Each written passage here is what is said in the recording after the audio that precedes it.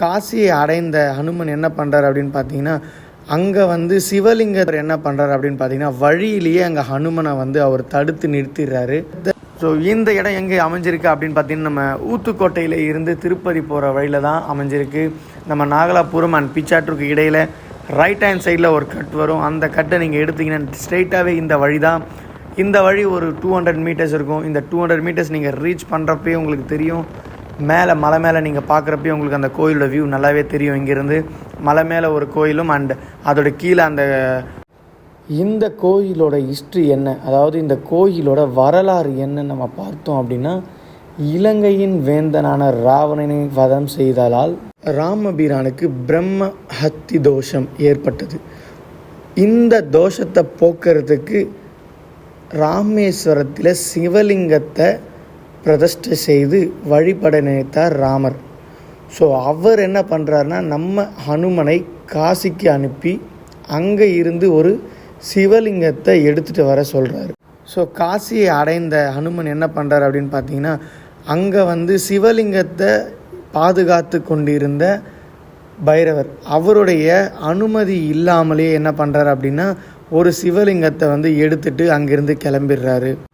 So அதை தாங்க முடியாமல் பைரவர் என்ன பண்ணுறாரு அப்படின்னு பார்த்தீங்கன்னா, வழியிலேயே அங்கே ஹனுமனை வந்து அவர் தடுத்து நிறுத்திடுறாரு. ஸோ அவர் தடுத்து நிறுத்தியதை அடுத்து அங்கே இருந்த நம்ம தேவர்கள் பலர் என்ன பண்ணுறாங்கன்னா, ஒரு நல்ல விஷயத்துக்காக தான் இந்த சிலை எடுத்து செல்கிறார் ஹனுமன் அப்படின்னு சொல்லி அவருக்கு புரிய வச்சு அங்கேருந்து ஹனுமனை வந்து அனுப்புகிறாங்க. ஆனாலும் அவர் வந்து ஹனுமனை அந்த சிலை எடுத்துகிட்டு போகிறது எப்படியாச்சும் தடுத்துடணும் அப்படின்ற ஒரு எண்ணத்தில் தான் அவர் இருக்கார். ஸோ அந்த எண்ணத்தின் படி அவர் என்ன பண்ணுறாரு அப்படின்னா, நம்ம சூரிய பகவான் மற்றும் வருண பகவான் துணையுடன் என்ன பண்ணுறாரு அப்படின்னு பார்த்தீங்கன்னா, கடுமையான தாக்கங்களை வந்து ஏற்படுத்துகிறாரு ஹனுமனை வந்து கொண்டு போக முடியாமல் தடுக்கிறதுக்காக. ஸோ அந்த இக்கட்டான சூழ்நிலையிலையும் ஹனுமன் வந்து அந்த சிலையை வந்து எங்கேயுமே வந்து கீழே வைக்கவே இல்லை. மறுபடியும் ஒரு திட்டத்தை தீட்டுறாரு. அது என்ன திட்டம் அப்படின்னு பார்த்தீங்கன்னா, நம்ம கங்காதேவியிடம் வந்து ஹனுமன் என்ன வழியில் போகிறாரோ அந்த வழியில் ஒரு குளத்தை வந்து அமைக்கும்படி கேட்கிறார். ஸோ அவர் கேட்டது போலவே கங்காதேவி என்ன பண்ணுறாங்க அப்படின்னு பார்த்தீங்கன்னா, ஒரு குளம் அமைக்கிறாங்க. ஸோ அந்த குளத்தில் வந்து தண்ணீர் குடிக்க வந்து நம்ம ஹனுமன் வந்து அங்கே இறங்குறாரு. ஸோ தண்ணீர் குடிக்கணும் அப்படின்னு பார்த்தீங்கன்னா, 2 கைகளையும் ஒன்று சேர்த்து தான் வந்து தண்ணி குடிக்க முடியும். ஆனால் ஒரு கையில் வந்து சிவன் சிலையை வைத்திருப்பதனால் அவரால் தண்ணி குடிக்க முடியாமல் கஷ்டப்படுறாரு. டைமில் தான் என்ன பண்ணுறாரு அப்படின்னு பார்த்தீங்கன்னா, நம்ம பைரவர் என்ன சூழ்ச்சி பண்ணுறாரு அப்படின்னு பார்த்தீங்கன்னா, அவர் ஒரு சின்ன பையனுடைய வேடத்தில் அங்கே தோன்றுகிறார். ஸோ அந்த சின்ன பையனை பார்த்தோன்னா ஹனுமன் என்ன சொல்கிறேன்னா, இந்த சிலையை கையில் வைத்துக்கொள், இதை கீழே வைத்து விடாதே என்று சொல்கிறார். ஸோ ஆனால் என்ன பண்ணுறாரு அப்படின்னு பார்த்தீங்கன்னா, வந்தவர் பைரவர்னு ஹனுமனுக்கு தெரியாது. அதனால் என்ன பண்ணுறாரு அந்த பைரவர் அப்படின்னு பார்த்தீங்கன்னா, கையில் வாங்கினதுமே என்ன பண்ணுறாருன்னா, அதை வந்து எடுத்துகிட்டு போயிட்டு ஒரு இடத்துல ஓரமாக கீழே வச்சிடுறாரு. கீழே வச்சதன் காரணமாக அந்த சிலை அந்த இடத்துலேருந்து எடுத்து வேறு எங்கேயுமே எடுத்துகிட்டு போக மாட்டாங்க. ஸோ இதில் பைரவரோட சந்தோஷம் என்னன்னு பார்த்தீங்கன்னா, என்னை கேட்காம எடுத்துகிட்டு வந்த இந்த சிலை இங்கேயே இருக்கணும், ஹனுமன் நினைத்த இடத்துக்கு எடுத்துகிட்டு போக முடியாது, எடுத்து போகவும் கூடாது. குடிச்சிட்டு திரும்பி பார்த்த உடனே அங்கே அந்த சின்ன பையனும் இல்லை, அந்த சிலையும் அங்கே இல்லை. கொஞ்சம் தூரம் தள்ளி போய் பார்த்தா அந்த சின்ன பையன் அந்த சிலையை கீழே வச்சிட்டு இருக்கான். சின்ன பையனும் அங்கேருந்து காணாமல் போயிடுறான். ஸோ அந்த சிலை கீழே வைத்ததன் காரணமாக அதை மறுபடியும் ஹனுமனால் வந்து எடுத்துகிட்டு போக முடியல. ஸோ எவ்வளவோ முயற்சி பண்ணுறாரு, அந்த சிலையை அங்கேருந்து அவரால் எழுப்பவே முடியல. அதுக்கப்புறம் அவருடைய ஹனுமனுடைய வாளால் கட்டியும் அந்த சிலையை இழுத்து பார்க்குறாரு. ஸோ அப்பையும் வந்து அந்த சிலையை வந்து ஹனுமனால் வந்து எடுத்துகிட்டு மூவ் பண்ண முடியலை.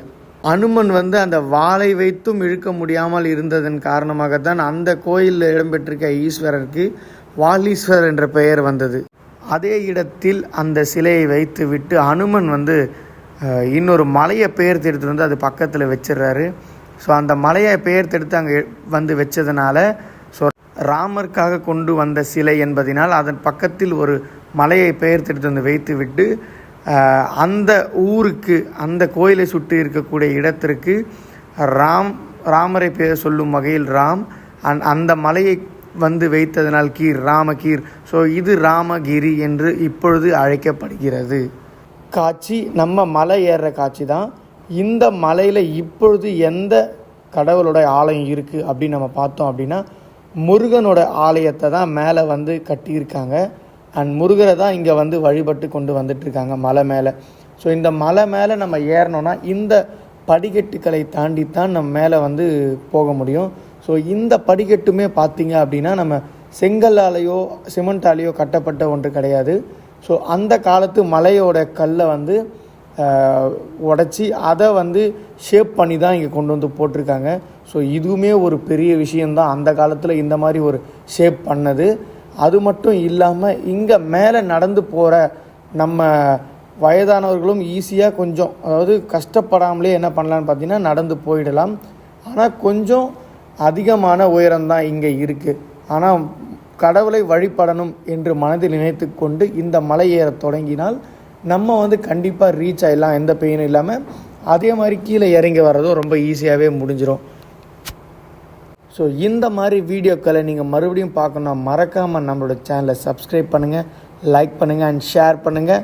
Thank you all. See you on next video.